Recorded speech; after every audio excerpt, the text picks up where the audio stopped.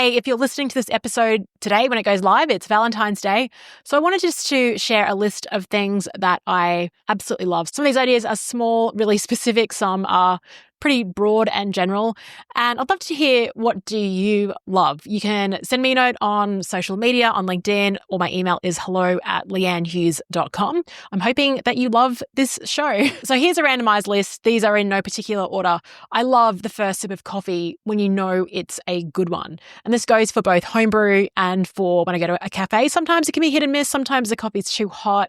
But when you get it just right, there is nothing better than that first sip. I love that feeling of pressing send on a killer idea, whether it's a podcast, whether it's a pitch or a proposal. Maybe it's a LinkedIn post and I'm not sure about it, but I just really love that feeling of going from, oh, how is this going to land? And just clicking send anyway, and not really putting any weight or pressure into what the result is, just that feeling of I sent it. That's a real accomplishment right there. I love that moment when you've been away and you step back into your own space. Like, if you want to appreciate your home, and I know we often take our homes for granted, then you look at things like Gaza, you look at what's happened in California, and we should be so grateful for having a home. And I definitely feel that gratitude more when I've been away. Just coming home to your own space is an amazing feeling. I love that feeling when you're about to board a plane and your ticket just doesn't seem to be working. And so you're like, what's going on here? And they said, Miss Leanne Hughes, you've been upgraded. That is such a good feeling. I remember the first time that happened, actually. It was from Brisbane to Hong Kong. I was on my way to Mongolia, and it was about an 8.5-hour flight, and I did not want the flight to end. I think we all remember that first flight and how good it was. I love having space in my calendar, and I definitely orchestrate this on Monday mornings. I put a few hours aside just to sort of think, and I've been doing this as well when I've sort of run multi-day events. I put like a half day aside for me in that calendar just to provide that space to unwind, debrief. I try to do it on the back end of travel as well, but spaciousness in the calendar. Whereas when I first started my business, my goal just seemed to be to just fill that up. I love, this is obvious, fast Wi-Fi. Back in Australia, you just realize how slow it is. I was over in Thailand in some sort of dinky restaurant, and the internet was so fast. I could pretty much run my business from that dinky restaurant. So fast Wi-Fi makes everything easier.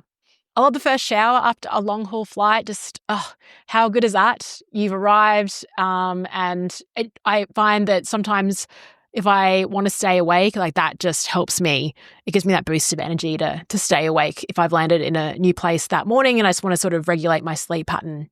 I love making iPhone stickers with Micah and Petra. That's a really specific one, but we have this thing where we catch up, and if you pop your phone into live photo mode, you can do some cool things with that, and then you can make these animated stickers. And so we use them in our group SMS chats.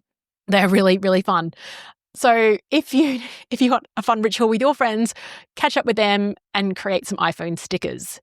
I love when you get an unexpected yes to an idea that you floated and you think, this is a wild card idea. I don't really know if this will land, but I feel like there's something in this. And you're working with someone who is on your level and is like, yeah, I think we should do that. That's such a great feeling.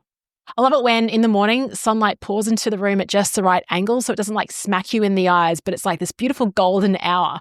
I think you all know what the right angle is. It's like a soft light. It's not directly staring you in the face, and it's just a nice way to wake up. Nature at its best. I love it when you're going for a run, like an out and back run. What I mean by that is, let's just say you're going for 10 kilometers, you run out 5K, you turn around and you realize, I've been running against the wind the whole time. And you've got this beautiful tailwind that just brings you home. That is such a great feeling. And you'll get a negative split that way for sure. I love it when a new podcast episode is scheduled in this feed. I can take that out of my brain and then just focus on creating more future days worth of content. I love it when you hear the first few notes of an absolute banger of a song and like your body kind of knows it before anyone else does. That is so cool. I love Tom Cruise. I've got nothing else to say about that. I love Tom Cruise. I love it when a workshop runs itself because the group is so engaged. It's like that moment where you can step back and just see everyone so into what they're talking about. They're leaning in, they're listening to each other. You could pretty much disappear and your job is done. I love flying into Western Australia. I just find the sky is bluer, it's more expansive. I just feel more spacious the second I arrive in Perth, in Broome, just on the West Coast. I love voice notes. They're a perfect mix of wisdom and unhinged thoughts, particularly the unhinged part. I love that I've got friends where we can just say things like that to each other and it's okay. We can rant, we can vent, we can celebrate, but unhinged is really, really quite fun. I love when you land on the perfect analogy in the middle of explaining something. It's like you probably wouldn't have found the analogy if you were thinking about it. And then in this conversation, it just lands and everyone gets it. That is super cool. I love belting out lyrics in the car with the top down. It's my favorite thing to do. Like if I get kind of stuck or maybe things aren't going well through in a day, my pattern interrupt is jumping into my car, putting the top down and just belting some music out. I don't care what I look like. I just love doing that. I actually love it when a friend orders food for the table because they know what you love and you have a high degree of confidence in their taste. That just cuts out all the decision-making fatigue. We make decisions constantly. So it's nice when a friend is like, yeah, I'll order for the group and let's do this. I love hearing live saxophone music. Such a great instrument. I don't think I'll ever play it, but I do appreciate it.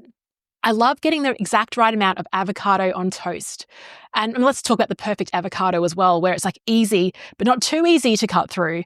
And it's just delicious. I think the timing on that is really difficult, especially in places like Brisbane and tropical climates where you can buy it and it's perfect one day and you leave it a day or two and it's just gone. I love it when your favorite football team invites you to host an event at Suncorp Stadium and is like, oh, in compensation, we can give you a corporate box.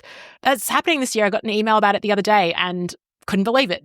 So good. I love that. Corporate box currency. I am here for it. I love nailing the perfect title for a book, a talk, a podcast, just naming something, because I think you know when it clicks and you know when it doesn't. And so when it clicks, which is kind of rare, it's a magical moment. I love it when the Spotify algorithm sends you something you haven't heard in years and you think, oh my gosh, where has the song been? I remember loving this when I was a kid and now it's back. I love just the feeling of holding a brand new book and just not even about the anticipation of reading it, just holding that new book is a great feeling. I love it when inside jokes are still funny years later or when you got friends where you can still use that inside joke with. I had a friend, Greg, we used to travel a lot in university and we had this sort of weird game where we'd say something and then we'd kind of giggle into the collar of our shirt and say over and out. Like we'd treat each other as if we were secret agents. And so from time to time, he'll send me something kind of funny or whatever and then he'll just write over and out. It's our inside joke, but it still makes me laugh all these years later. And on that note, I just love it when someone gets your humor immediately and that just honestly just creates instant connection. You don't need any explanation. You know that you're on the same level. I love when you're at a trivia night and you get a question that no one else knows. That is epic. That is life mastery right there. If you can get that question, it is such a great moment. And I think it also links into if you're playing a game of golf and you've played like at 8 terrible holes and then on the 9th hole, you do this one shot, it makes up for everything else that day. You don't even worry about the bad shot. You just feel how perfect that was, that effortless shot. It's a great feeling. I love coming home to my dogs, Quincy and Milo. And even though they're 14 and they're old, just their enthusiasm and their gratitude to see me and all that love and warmth. Back to what I was talking about earlier and just returning home, I just love having a great home base because that sets you up for everything that you need in life. A lot of time I hear on this podcast, I talk about taking risks and doing things. But to do that, you do need a bit of a stable home life. And I'm so grateful for that. So shout out to Chris on Valentine's Day. Shout out to Quincy and Milo. And shout out to parents for creating that stability for me as well. And as you hear this, I hope you get to reflect on what are the sort of hyper niche, really specific things that you love as well. Thanks. And I'll speak to you tomorrow.